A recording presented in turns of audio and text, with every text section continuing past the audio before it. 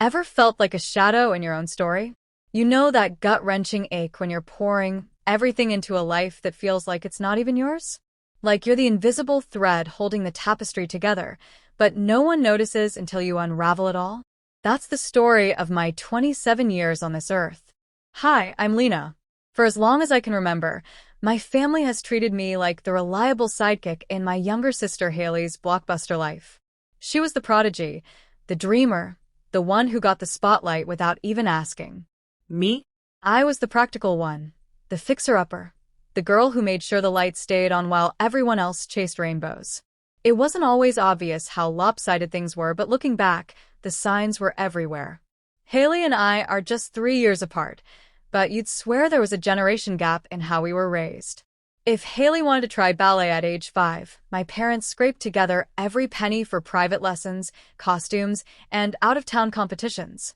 When I mentioned I loved drawing houses and gardens as a kid, they handed me a $5 sketch pad from the dollar store and said, "That's sweet, Lena, but focus on school. Artsy stuff doesn't pay the bills." By high school, Haley was jetting off to theater camps funded by family fundraisers and neighbor donations, while I was babysitting 3 doors down to afford my own graphing calculator for math club. It wasn't jealousy, exactly. It was the slow drip of realization that my efforts were just maintenance. Keeping the family machine running so Haley could shine. We grew up in a sprawling suburb outside Seattle, Washington, in a house that always felt too big for the warmth it held.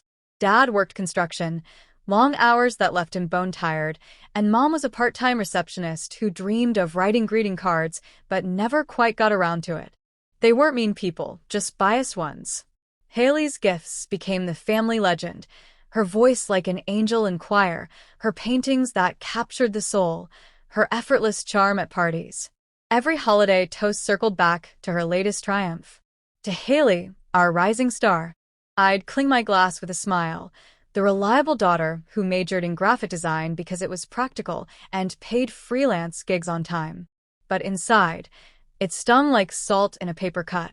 Why was her potential a family quest, and mine just a checklist? The breaking point hit on my 27th birthday, a crisp October evening that should have been mine, but turned into Haley's encore. I turned 27 that morning, old enough to feel the weight of settled creeping in, young enough to still crave a moment in the sun. Mom had announced weeks earlier it would be a combined celebration because Haley, at 24, had just scored a spot in an elite photography workshop in New York. "It's perfect timing," she'd gushed. "We can honor both of you girls." Honor. Right. The backyard was strung with fairy lights and banners screaming, "Congrats, Haley, future visionary," in glittering gold letters. The cake? A 3-tier masterpiece with Haley's portrait airbrushed on the top, my name squeezed in tiny script at the base like an afterthought. I arrived home from a long day of client revisions. Nothing glamorous, just tweaking logos for a local coffee roaster, to find the house buzzing. Neighbors milled about with plates of veggie trays and sparkling cider. Mom's rule, no alcohol at family events, keeps things pure. Haley held court by the fire pit, regaling everyone with tales of her artistic breakthrough, portfolio that snagged the workshop spot. Dad manned the grill, flipping veggie burgers and corn on the cob, beaming every time someone complimented her. Mom flitted around, refilling iced tea glasses, her face lit with that proud mom glow reserved solely for Haley's orbit. I pasted on my best supportive sister smile, hugging relatives and accepting the occasional "Happy birthday, Lena." Oh, and congrats to Haley. It was my day, technically, but the playlist looped her indie folk demos, and the photo slideshow on the laptop cycled through her workshop acceptance letter, childhood headshots, and blurry shots of her inspiring city walks with her camera. Mine? Tucked away in a corner, a single slide with my birth year, and a stock photo of coffee cups. Subtle. Dinner wrapped with toasts. Dad's was a soliloquy on Haley's unparalleled talent and how this workshop would launch her into the stars. Cheers erupted. Then, almost as an aside, Mom turned to me. "And Lena, honey, we didn't forget you. Here's a little something." She slid a slim envelope across the patio table. Inside, a $20 gift card to the local bookstore chain. "For all those design books you love. We know you're so practical, Thought it'd help with your little side projects. The table fell into polite murmurs. Ah, that's sweet, an aunt said. Dad nodded sagely. Remember, Lena, gratitude goes a long way. Not everyone's blessed with Haley's gifts, but stability's its own reward. Haley shot me a sympathetic glance. Pity, really, before launching into how the workshop would change everything for her career. I stared at the card, the plastic crinkling under my fingers. $20. For the daughter who'd quietly covered half the household Wi-Fi bill for 2 years because freelancers need good internet. For the one who'd designed mom's business cards for her short-lived Etsy shop, gratis. For the sister who'd edited Haley's portfolio PDFs at 2 a.m. last month, unpaid. That envelope wasn't a gift. It was a dismissal. A polite stay in your lane, wrapped in foil. The crack inside me widened into a chasm. I thanked them, voice steady, smile fixed, and excused myself early, claiming a headache. Upstairs in my room, the house's hum faded to silence. I sat on my bed, the gift card mocking me from the nightstand. $20 versus Haley's impending glory. But they didn't know the half of it. They saw my practical job as a hobby, something to tide me over until I found my passion. Truth? My freelance graphic and web design work wasn't a side gig. It was a powerhouse. 6 figures last year alone, from blue-chip clients like eco-brands in Portland and tech startups in San Francisco. I pulled in $22,000 some months, easy. And yeah, I'd been funneling a chunk straight into the family pot. $3,500 monthly toward the $650,000 mortgage on that dream home they'd bragged about. Groceries via grocery delivery apps under my card. Haley's $400 inspiration fund for camera lenses and coffee shop sessions. Utilities, car maintenance, even Dad's annual fishing trip gas money. I was the ghost in the machine, their invisible benefactor. That night, staring at the ceiling fan's lazy spin, the decision crystallized. No more. No more propping up their narrative where I was the reliable drone and Haley the soaring eagle. I wasn't leaving in a blaze of fury. My revenge would be surgical, silent, and searing. I'd vanish from their lives, their ledgers, their illusions. By dawn, I'd mapped it out on my tablet. Step 1, pack light. Essentials only, no heirlooms, no guilt-tied trinkets. Laptop, design tools, clothes, a few books. Step 2, financial firewall. Redirect everything. Step 3, document the debt, literal and emotional. I'd been keeping a private journal app for years, screenshots of every, "Hey, can you spot us for?" Text, every casual, "Lena, the electric bill's due, thanks kiddo," email. It was my shadow archive, proof against gaslighting. Packing took an hour, quiet as a whisper. The house slept, oblivious. I paused in the hallway, hand on Haley's door, posters of Ansel Adams and street art festivals peeling at the edges. In the living room, Dad's recliner sagged like his unfulfilled contractor dreams. Mom's knitting basket overflowed with half-finished scarves for the girls, but mine always ended up too tight, like her expectations. I didn't cry. I zipped my last bag, slipped out the back door to avoid the creaky front steps, and loaded my hatchback under the neighbor's porch light. Mrs. Ellis, the widow next door, was up late watering her ferns. She waved faintly, eyes curious but kind. "Off on a trip, Lena dear?" Something in her voice, the genuine concern, nearly undid me. "Yeah," I whispered. "A long one. Taking care of myself for once." She nodded like she understood more than words. "Good for you, honey. You've always been the strong one." The drive to the highway felt like shedding skin. No tears, just the hum of tires on wet pavement, radio tuned low to some indie playlist Haley would have mocked as basic. I checked into a no-frills motel on the outskirts of Olympia, the kind with scratchy towels but strong Wi-Fi. First order, the blueprint. I'd prepped this escape hatch months ago, after that $60,000 client when they dismissed. New business account at a credit union halfway across the state. Anonymous, secure.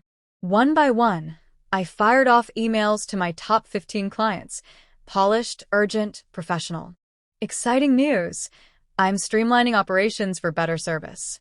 Please route all future payments to this updated account. Invoices attached. Grateful for your continued partnership. Wires, ACH details, carbon copies to my assistant. A virtual pro I'd hired 6 months back, sworn to secrecy. By 4 a.m., it was done. My income streams rerouted, untouchable. Then, the archive. I pulled up my journal app, exporting years of digital receipts. Dad's Venmo requests for emergency tools, $450 last Father's Day. Mom's emails forwarding bills with Lena, you're a lifesaver, love you. Haley's group chat please for just $300 for that exhibit entry fee. I'll pay you back, promise. She never did. Over 200 entries, time-stamped, categorized. Not for court yet. For me. Proof I wasn't the villain in my own rewrite. As the sun crested, painting the motel curtains pink, I felt it. Not rage, but release. The ledger balanced at last. The first week was blissfully blank. No pings, no voicemails, no "Where's our rock star?" check-ins. I scouted apartments in Portland. Vibrant, artsy, a fresh canvas. Signed a lease on a sunny one-bedroom with exposed brick and a balcony overlooking the Willamette River. Furnished it with thrift finds, a velvet armchair for sketching, potted ferns nodding to my landscape doodles from childhood. Work surged, freed from the emotional tax. I landed 2 dream gigs, rebranding a sustainable fashion line and UI for a nonprofit app. Income? $28,000 that month. I treated myself to a real coffee machine, not the drip variety from home. But silence has a shelf life in families like mine. The mortgage auto pay was my doing. $3, $500 deducted on the 5th from my old linked account. I'd forgotten to cancel it pre-departure. On the 6th, the texts rolled in like storm clouds. Dad first. Lena, mortgage alert, payment declined. Bank glitch? Sorted quick. No hello. No concern. Just command. Mom 2 hours later. Sweetie, Dad's upset. Bank's unhelpful without you. Call them. We love you. Love. The word landed like a placeholder. BY evening. Dad's voicemail stacked. 3, escalating. Lena, this isn't funny. Family sticks together. You're acting out, call now. Then the guilt bomb. After all we've done for you. They framed it as my tantrum, my immaturity, as if I'd forgotten that all we've done was mostly me bankrolling their status quo. Haley's barrage hit at midnight, a novella in bubbles. WTF, Lena? Mortgage bounced BC of you. Mom's crying. Dad's yelling at the bank. You doing this to sabotage my workshop? Jealous much? Some of us have futures. Fix it or you are dead to me. Pity swelled, not fury. Her future was my funding. Without it, the workshop's $8,000 tuition loomed like a ghost. I blocked them all, numbers, emails, socials. The quiet rushed in, pure as fresh snow. No more notifications dictating my worth. Months blurred into reinvention. Portland embraced me. Weekend markets sketching logos for vendors, coffee shop co-working with creatives who asked about my ideas first. Business boomed. $35K one quarter, then $42,000. I hired a part-time collaborator, a queer illustrator named Jax, who became my first real confidant. Girl, you weren't supporting a family, you were subsidizing a delusion, she'd say over oat milk lattes. We laughed, planned expansions, a design collective, maybe a podcast on quiet hustles. I thought the cutoff was final. They'd adapt, downsize, face reality. But entitlement breeds desperation. 3 months in, the sabotage slithered through my inbox. First, an email from an old client, a indie bookstore owner I'd built a site for pre-Haley's big break. Lena, hope you're well. Got a weird call from a woman claiming to be your sister. Said you're in a breakdown and unreliable, advised pulling my account. Sounded off. Everything okay? Chill spread. Then another, from a startup founder. Received an anonymous email from family, warning you're unstable and might miss deadlines. Demanded refund review. Heads up. 5 in a week. They'd mined my LinkedIn connections, Early client lists from shared family computers. Lies scripted for maximum damage. Lena's spiraling. Mental health crisis means botched work. She's ghosting projects. Protect your investment. Not begging for return. Torching my bridges. If they couldn't control the golden goose, kill it. Rage flickered, but calm overrode. This wasn't personal anymore. It was assault on my empire. I forwarded everything to Elena Vasquez, the attorney I'd consulted for LLC setup last year. Sharp, no-nonsense Latina powerhouse who'd handled IP dust-ups for creatives. Over Zoom, coffee steaming beside my tablet, I laid it out, timelines, screenshots, client affidavits. This is defamation, tortious interference, straight out of the playbook, she said, eyes narrowing. Like those family feuds turning into business nukes, I've seen siblings sue for less. We're drafting a cease and desist. Ironclad. The letter arrived certified to their address a week later. 6 pages of precision scalpel. To Mr. and Mrs. last name, Ms. Haley last name, your false statements claiming Lena's instability and unreliability constitute defamation per se under Washington law, causing quantifiable harm to her $200,000 plus annual business. Evidence attached. Cease all contact with associates immediately. Provide written assurance within 10 days, or face suit for damages exceeding $500,000, including lost revenue and punitive awards. CF recent cases like Gibson's Bakery versus Oberlin, $36 million verdict for reputational sabotage. Noncompliance invites full litigation. Copies to Haley's workshop coordinators for awareness of potential fraud in funding sources. Boom. Sabotage evaporated. Crickets. Through a mutual cousin, the only family tie I kept, word trickled. Haley's workshop? Cancelled. Tuition unpaid. Loans denied after inquiries. Parents scrambling. Second job for dad. Mom selling crafts at flea markets. House teetered on foreclosure whispers. No groveling calls. Just consequences. Cold and clarifying. A year on, my world's remade. Portland loft with river views. Balcony herb garden thriving. Business? $80,000 quarterly. Collective with Jax launching next month. Hikes in Forest Park. Brunches with friends who celebrate my wins. Mr. Ellis, the neighbor, emails monthly rose photos. Proud of you, kid. Last week, unknown number. Haley. Lena, life's rough. Workshop fell through. Could use advice or help. Delete. Block.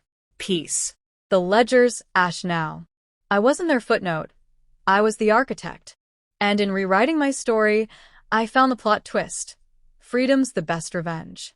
If you're the invisible one, remember, shadows cast long when the light shifts. Step out.